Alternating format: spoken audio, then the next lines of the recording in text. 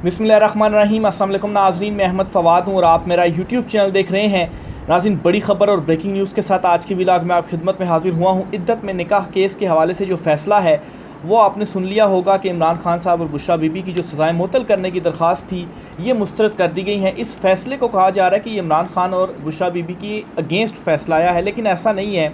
ये फ़ैसला उनके अगेंस्ट नहीं बल्कि इमरान खान साहब के हक़ में फ़ैसला आया है। हाई कोर्ट में भी बड़ी डेवलपमेंट हुई है। कुछ तफ़सीलात आपके साथ मैंने शेयर करनी है। जज बाबर सत्तार साहब की जानिब से और जज शाहिद करीम जो हैं उनकी जानिब से ISI के ख़िलाफ़ जो जजों के ऊपर दबाव डालने वाला मामला था, इस मामले पर भी एक हंगामी एक्शन ले लिया गया है और जस्टिस बाबर सत्तार साहब ने भी एक मुकदमे में तौहीन अदालत का अंदिया दे दिया है और ये मामला जुड़ा हुआ है जो मुख्तलिफ़ वकला की बार्स हैं इनके साथ। कुछ तफसीलात हैं अदालती महाज से, 3-4 चीज़ें हैं आपके साथ मैंने शेयर करनी है। सबसे पहले तो आपको इमरान खान साहब का जो इद्दत केस है इमरान खान साहब और बुशरा बीबी के अगेंस्ट, इस हवाले से आपको बताता चलूँ। अच्छा, एक तो जज साहब की जानिब से जो फ़ैसला दिया गया 10 सफ़हात पर मुश्तमिल तहरीरी फ़ैसला भी इसका सामने आ गया है।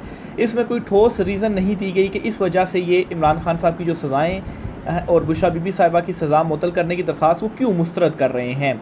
और यूँ लगा कि जज साहब ख़ुद ही कन्फ्यूज़ थे फ़ैसले के अंदर कि वो आखिर क्या बुनियाद लें कि वो इन दरख्वास्तों को क्यों मुस्तरद कर रहे हैं। आपको याद होगा जज अबू अल हसनात ज़ुल्करनैन साहब जो हैं, जब उनके पास साइफ़र का केस गया तो उन्होंने उस वक्त ये कहा था जी कि मैं जज दिलावर नहीं बल्कि मैं दलेर जज हूँ।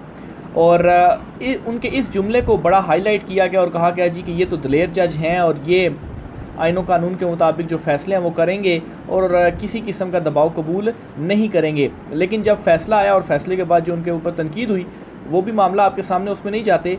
लेकिन उन जज साहब के साथ मैंने इस वजह से ये उन जज साहब का ज़िक्र किया क्योंकि जो जज अफजल मजोका साहब थे हैं, बल्कि उन्होंने भी इमरान खान साहब बुशरा बीबी साहिबा की जो दरख्वास्तें थी इस पर कहा जी कि अगर मैं ज़िंदा रहा तो 10 दिन के अंदर फ़ैसला करूँगा।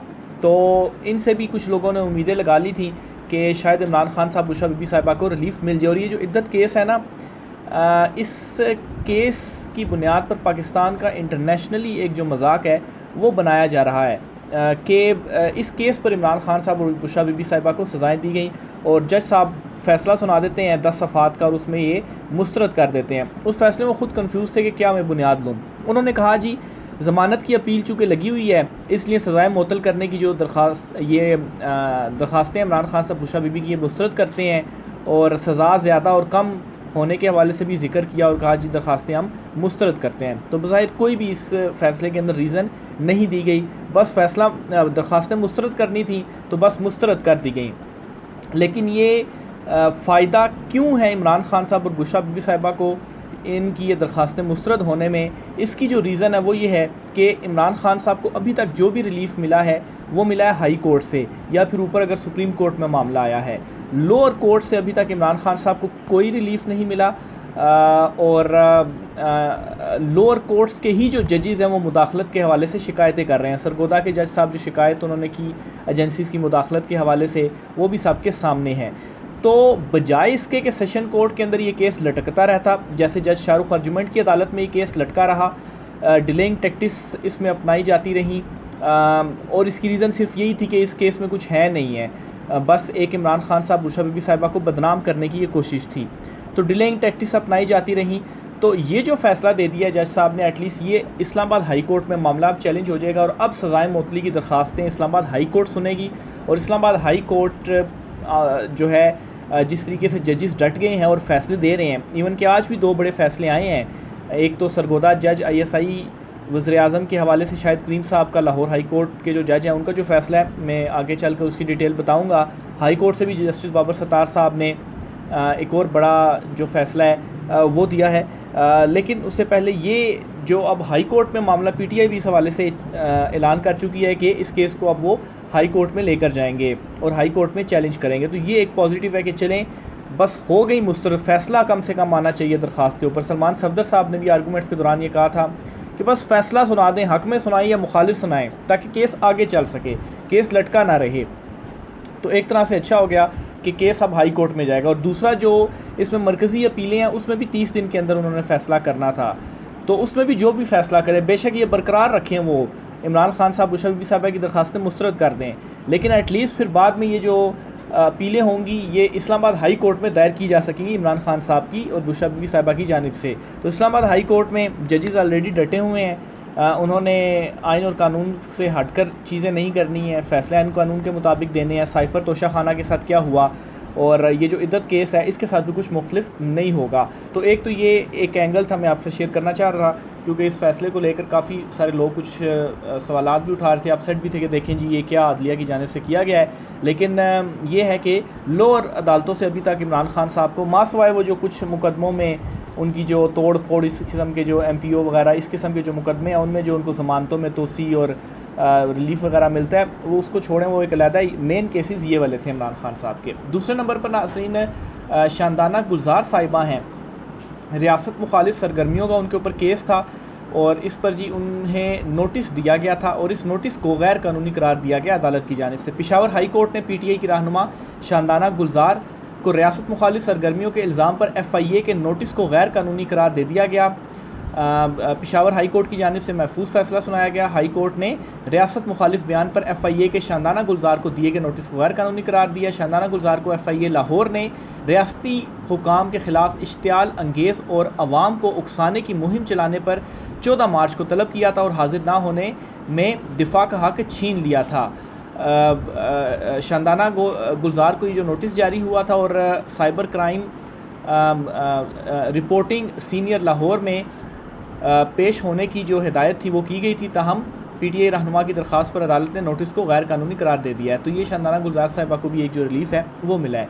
अब मैं बढ़ता हूँ जी, जो बड़ी खबर है लाहौर हाई कोर्ट से, जो सरगोदा जज जिन्होंने लेटर लिखा था और एजेंसीज़ की मुदाखलत के हवाले से कहा था और chief justice Lahore high court साहब ने पहले इस पर तौहीन अदालत का खुद नोटिस लिया था और फिर उसके बाद ये जो केस है वो ट्रांसफ़र कर दिया था उन्होंने जस्टिस शाहिद करीम साहब को, क्योंकि वो सुप्रीम कोर्ट ऑफ पाकिस्तान में उनकी तैनाती हो गई थी। तो जस्टिस शाहिद साहब ने इस पर समाअत की है। इसमें आप ये कहें कि ISI और IB जो है इन दोनों के अगेंस्ट एक्शन ले लिया गया है और एक्शन ये लिया गया है कि वज़ीर-ए-आज़म को इस हवाले से अकाउंटेबल ठहरा दिया है जज शाहिद साहब ने और कहा है कि अगर एजेंसीज़ की जानिब से इस तरह से मुदाखलत की जाती रही, ना रुकी, तो वज़ीर-ए-आज़म साहब बतौर वज़ीर-ए-आज़म आप अकाउंटेबल होंगे, हम फिर आपको बुलाएंगे। यानी कि डायरेक्टली तो अदालत की जानिब से कोई हुक्म नहीं दिया गया, लेकिन इनडायरेक्टली वज़ीर-ए-आज़म से कहा है कि आपके पास इख्तियार है और आप इन चीज़ों को कंट्रोल करें। लेकिन शायद जस्टिस शाहिद साहब को भी मालूम है कि नहीं मालूम कि शहबाज शरीफ साहब भी जो हैं वो चुनतखब वज़ीर-ए-आज़म है, वो अपनी मर्ज़ी से कुछ नहीं कर सकते और इतना बड़ा इक़दाम वो अपनी मर्ज़ी से करेंगे। लेकिन एक एक्शन ले लिया गया है और अगर स्टिल ये चीज़ इसी तरह से चलती रहती है तो इस पर मज़ीद जो कार्रवाई है फिर वो अदालत करेगी। तो अब अदालतों से ये चीज़ें आ रही हैं कि मुदाखलत के हवाले से अदालतें ख़ुद इनिशिएट चीज़ें करने लग पड़ी हैं। तफ़सीलात आपसे शेयर करते हैं जी। लाहौर हाई कोर्ट ने सरगोदा में जज को हरासा करने के केस में कहा है कि ऐसे वाक़यात की रोकथाम को यकीनी बनाना हुकाम की ज़िम्मेदारी है। अदालत ने IG पंजाब पुलिस को पाबंद कर दिया कि अदालतों में इस तरह का वाक़या हुआ तो पुलिस ज़िम्मेदार होगी। ATC जज के साथ नाखुशगवार वाक़े पर आज खुद नोटिस केस पर जस्टिस शाहिद करीम के रूबरू समाअत हुई। अच्छा, अज़ानें हो रही हैं, अज़ानें ख़त्म हो जाए तो फिर उसके बाद मैं कंटिन्यू करता हूँ। जज ने कहा कि मुल्क के आला हुकाम की ज़िम्मेदारी है कि वो ऐसे वाक़यात की रोकथाम को यकीनी बनाएं और ATC जजिस ऐसे वाक़यात की रिकॉर्डिंग को यकीनी बनाएं। यानी कि जज साहब ने कहा है कि अब आप अपने फ़ोन के अंदर एक रिकॉर्डिंग सॉफ्टवेयर ऐड कर लें और जब भी आपको ऐसी कोई कॉल आती है तो उस रिकॉर्डिंग का जो ऐप होगी उसके ज़रिए आप उसको रिकॉर्ड कर लें। तो ये जज साहब की जानिब से अपने इस फ़ैसले के अंदर कहा गया है जी। अदालत ने सो मोटो नोटिस केस को आइनी दरख्वास्त में तब्दील कर दिया और केस की मुआवनत के लिए वकला को प्रोसिक्यूटर जो है वो मुकर्रर कर दिया है। अदालत ने प्रिंसिपल सेक्रेटरी के ज़रिए वज़ीर-ए-आज़म को हिदायत जारी कर दी कि वो सिक्योरिटी और इदारों के लिए गाइडलाइन का तयन करें। ये वो हिदायत है जी जो मैं आपसे जिक्र कर रहा था, ISI और IB के हवाले से कही गई हैं। और ये भी कहा गया कि अगर स्टिल ये चीज़ें होती हैं तो वज़ीर-ए-आज़म को फिर हम बुलाएंगे, उन्हें अकाउंटेबल ठहराएंगे कि वो क्यों नहीं चीज़ों के ऊपर कंट्रोल जो है वो कर रहे। अदालत ने IG पंजाब पुलिस को पाबंद कर दिया कि अदालतों में इस तरह का वाक़या हुआ तो पुलिस ज़िम्मेदार होगी। अदालत ने पुलिस अफसरान को तौहीन अदालत के शोकास नोटिस के जवाबात दाखिल करने के लिए मोहलत दे दी। अच्छा, इसमें कुछ पुलिस अफसरान जो थे उनको शोकास नोटिस भी हुए थे तो उनको जवाब जमा करवाने के लिए मज़ीद मोहलत दे दी है। अच्छा जी, अदालत ने RPO Sargodha, DPO Sargodha, DSP, CTD, SHO और दीगर ने तौहीन अदालत के शोकाज नोटिस के जवाब दाखिल नहीं करवाए थे। ये तमाम अफसरान थे।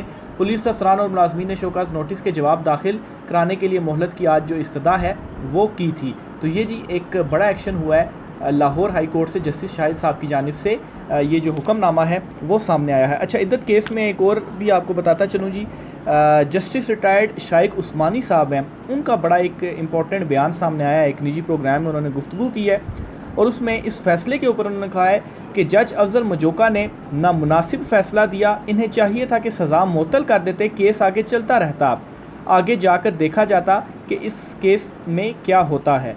तो एक जस्टिस रिटायर्ड हैं, उनकी जानिब से भी इस फैसले को मुस्तरद किया गया है और नामुनासिब करार दिया गया है। लेकिन खैर ये कोई पहला फ़ैसला नहीं है इमरान खान के अगेंस्ट जो इस तरह से नामुनासिब आ रहा है। सीरीज़ ऑफ केसेस के फ़ैसले हैं जो इमरान खान साहब के अगेंस्ट इस तरह से आ रहे हैं।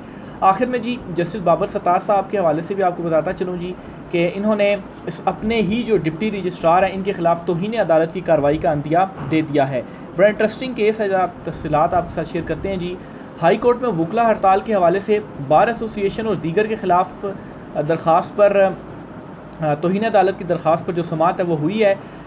इस्लामाबाद हाई कोर्ट ने केस में 2 सवालात पर 5 जुलाई को दलाइल तलब कर लिए कि बार कौंसल्स और बार एसोसिएशंस किस कानून के तहत हड़ताल करती हैं। क्या बार कौंसल और बार एसोसिएशन वकला को ज़बरदस्ती अदालतों में जाने से रोकती हैं? क्योंकि बाज़ ने भी ये बना लिया था कि जो है वो अपनी बात मनवाने के लिए आप ये ऐलान कर देते कि वकला अदालतों में ही ना जाएं। तो उससे होता क्या था, जो आम साइलीन है उनको परेशानी होती थी। तो एटलीस्ट बार्स को इस चीज़ का तो ख्याल रखना चाहिए, आपके जो भी मामलात हैं वो आप सॉल्व करें, किसी और तरीके से सॉल्व करें। जो आम साइलीन है, पिसा हुआ जो तबका है, अदालतों में ऑलरेडी उनके 20-20 साल फ़ैसले नहीं आते, तो मसला एट द एंड जो है वो वही जो गरीब अवाम है वही पिसती है। तो ये उस मामले के ऊपर एक्शन लिया गया था। तसल्ली बख्श रिपोर्ट पेश ना करने पर अदालत ने डिप्टी रजिस्ट्रार के खिलाफ तौहीन अदालत की कार्रवाई का अंदिया भी दिया। रजिस्ट्रार और deputy registrar Islamabad high court ने रिपोर्ट अदालत में पेश करते हुए कहा कि हमारे पास कोई शिकायत नहीं आई, वाक़े की वीडियो मौजूद है लेकिन शोर की वजह से ऑडियो मौजूद नहीं है, पता नहीं चल रहा वकला क्या बोल रहे हैं। जस्टिस बाबर सत्तार ने कहा कि ये तौहीन अदालत का केस है, ऑडियो का इसमें क्या ताल्लुक़, ये क्या रिपोर्ट है आपकी? डिप्टी रजिस्ट्रार ने जवाब दिया कि ये मेरी नहीं बल्कि पुलिस की रिपोर्ट है। जस्टिस बाबर सत्तार ने कहा कि क्या हाई कोर्ट की सिक्योरिटी की जवाबदार इस्लामाबाद पुलिस है? डिप्टी रजिस्ट्रार ने जवाब दिया कि जी बिल्कुल, हाई कोर्ट की सिक्योरिटी जिम्मेदार पुलिस है। जस्टिस बाबर सत्तार ने रिमार्क्स दिए कि क्या मतलब, अगर हाई कोर्ट में दरवाजे बंद हों तो आईजी को कहेंगे आप अपना वकील करें, मैं आपके ख़िलाफ़ तौहीन अदालत की कार्रवाई करूँगा। पाकिस्तान बार कौंसिल के मेंबर हसन रज़ा पाशा भी अदालत के सामने पेश हुए। जस्टिस बाबर सत्तार ने कहा कि आप बताएं कि आपको एहतजाज का कितना इख्तियार है। अदालत में दरख्वास्तें आई हैं कि वकला की हड़ताल की वजह से अदालत में नहीं पेश होते। हसन रज़ा पाशा ने जवाब दिया कि हमें कुछ बातें तकलीफ़ देती हैं, ये तासुर गलत है कि हम बंदे लेकर आए और अदालत पर असरअंदाज हुए, हमें इससे तकलीफ़ हुई। जस्टिस बाबर सत्तार ने कहा कि आपका कंडक्ट ज़ाहिर करता है कि मुआमलत नहीं कर रहे, आप अपना कंडक्ट देखें। और बहरहाल 5 जुलाई को जो जवाब है तफसीली वो इस मामले के ऊपर तलब कर लिया गया है। तो ये इस्लामाबाद हाई कोर्ट में एक अहम तरीन जो डेवलपमेंट है वो हुई है। इसके अलावा जो सुप्रीम कोर्ट ऑफ पाकिस्तान में मखसूस नशिस्तों का केस है वो लास्ट व्लॉग में मैं रिपोर्ट कर चुका हूँ। उसमें तो आज चीफ जस्टिस कादी फ़ाइज़ ईसा साहब का जो रवैया था उसमें कुछ तब्दीली नज़र आई और यू टर्न हुआ, और इस तरह से महसूस हो रहा है कि जैसे चूँकि काजी साहब इस वक्त बज़ाहिर अक़लियत में हैं, तो एक चीफ़ जस्टिस का फुल कोर्ट में अक़लियत में होना ख़ुद चीफ़ जस्टिस के ऊपर अदम एतमाद का ये इजहार है। तो मेरे ख़्याल से इस वजह से शायद जो है वो काजी साहब को ये महसूस हुआ हो कि दूसरी तरफ भी जजों से अपना जो पॉइंट ऑफ व्यू है वो रखा जाए, मनवाने की कोशिश की जाए, या फिर उनका जो पॉइंट ऑफ व्यू है वो मान लिया जाए। तो बहरहाल जी ये सुप्रीम कोर्ट में अदालतों में कुछ तफसीलात आज हुई हैं। राय का सार कीजिएगा, इजाज़त दीजिए, अल्लाह हाफ़िज़।